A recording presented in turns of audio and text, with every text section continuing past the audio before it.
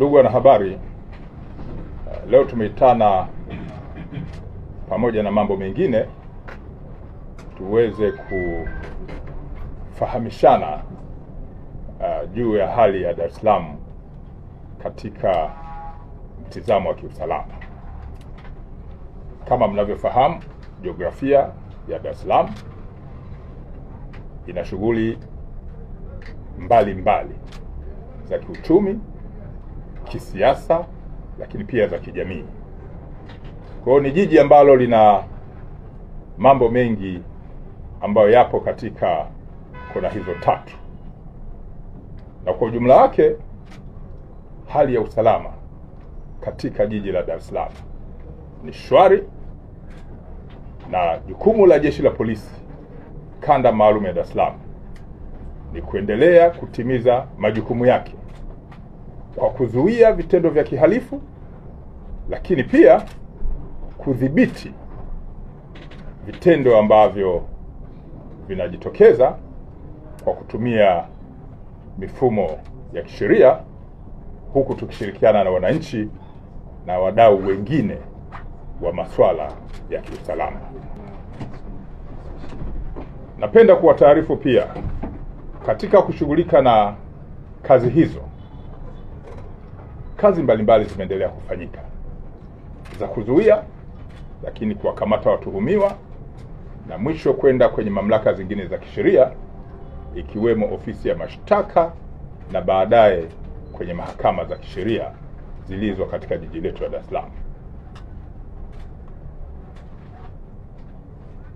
Mambo mbalimbali yamefanyika kwenye ofisi hizo kwa sababu sisi tunafuatilia pia, na napenda kuwaarifu kuwa jeshi hili kanda maalum ya Dar es Salaam tarehe 20 mwezi wa 4 mwaka huu wa 2026 eneo la Ubungo,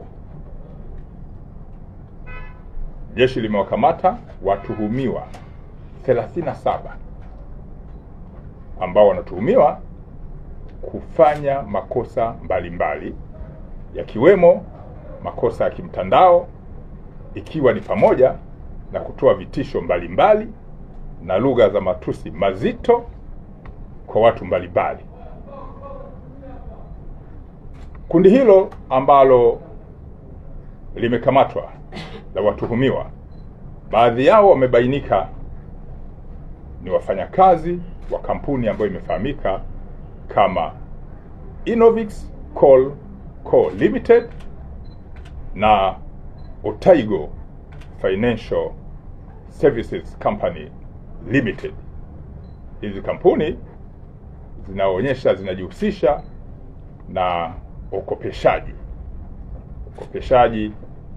wa pesa kwa watu mbalimbali na tofauti. Tuhumiwa wale ambao wanajihusisha na matusi na kashfa waliokamatwa ni pamoja na Renatus Mjwahuzi maarufu kama Migeyo, mkazi wa Mbezi Beach, lakini yupo Odila Oswin Ngunga, mkazi wa Goba, yupo Teresia Bratius Kanu, mkazi wa Mtoni Kijichi, wakiwa na wenzao 34.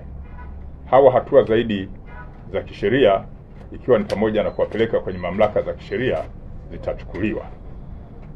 Na kati ya mwezi Machi hadi Aprili mwaka huu wa 2026, baadhi ya watuhumiwa waliokamatwa na kufikishwa kwenye mifumo mingine ya kisheria na wakapatikana na hatia ni pamoja na Hashim Kasim Duma, huyu ni mkazi wa Kimara ambaye amehukumiwa na mahakama ya wilaya ya Ubungo kifungo cha maisha jela kwa kosa la kulawiti.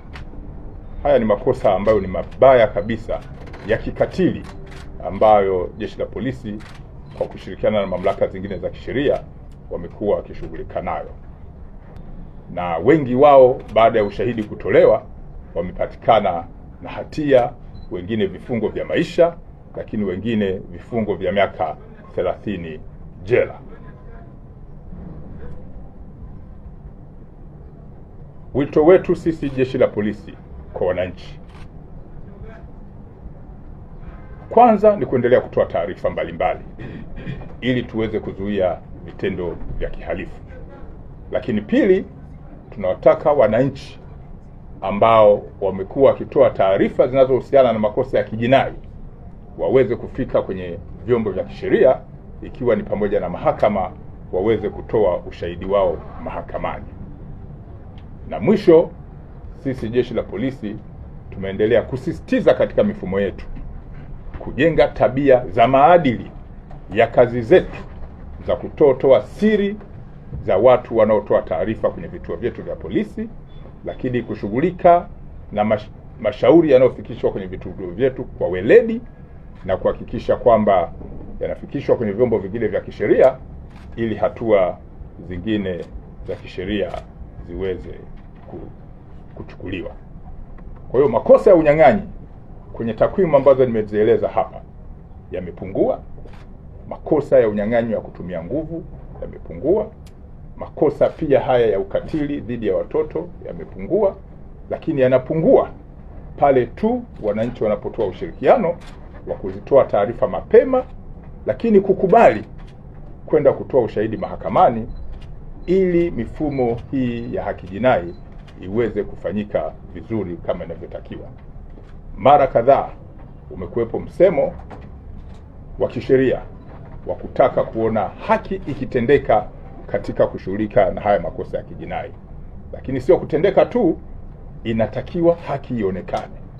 Kwa hiyo ukiangalia taarifa ambayo nimeitoa ambayo ni ndefu hapa, mtaona watuhumiwa gani waliokamatwa kwa makosa gani, kina nani baada ya kutolewa ushahidi, nini kimefanyika na kinaonekana kwa mfumo wa kisheria. Na hilo ndilo jambo ambalo sisi Polisi Kanda Maalum ya Dar es Salaam tunalisisitiza kwamba tutaendelea kuzuia vitendo vya kihalifu kwa kushirikiana na wananchi na wadau wengine wa kiusalama, lakini pia kuhakikisha kwamba tunazingatia mifumo ya kisheria ya kuwapeleka kwenye mamlaka zingine za kisheria, na hapo tunawataka wananchi watoe ushahidi mahakamani ili watuhumiwa waweze kutendewa haki kulingana na ushahidi ambao unakuwa umetolewa pale mahakamani. Kwa hiyo kesi za kulawiti, kesi za kubaka, kesi za unyang'anyi ambazo taswira yake inajengeka kwamba Dar es Salaam kuna nini, mbona panatulia kwa kasi, kwa nini bunduki sasa hivi hazionekani, ni kwa sababu ya wananchi ambao wanatusaidia kwenda kutoa ushahidi mahakamani, na watuhumiwa wale wakipatikana na hatia, haki ile sasa licha ya kutendeka inaonekana matunda yake ya kuendelea kuwa shwari katika jiji letu la Dar es Salaam. Sasa ni simple tu, waone Viva Promotion kwa mahitaji ya printing aina zote kama vile mabango size zote na aina zote, 3D, 2D na banners, vibao vya maofisini au sehemu za biashara kama hoteli, lodge na kadhalika. Viva Promotions wana print t-shirt na jezi, wanafanya branding ya ofisi kuipa muonekano wa nje wa kuvutia. Wanapatikana Tabora mjini, mtaa wa shule, jirani na chuo cha utumishi wa umma Uhazili. Simu namba 0762484266. Instagram @viva_promotion.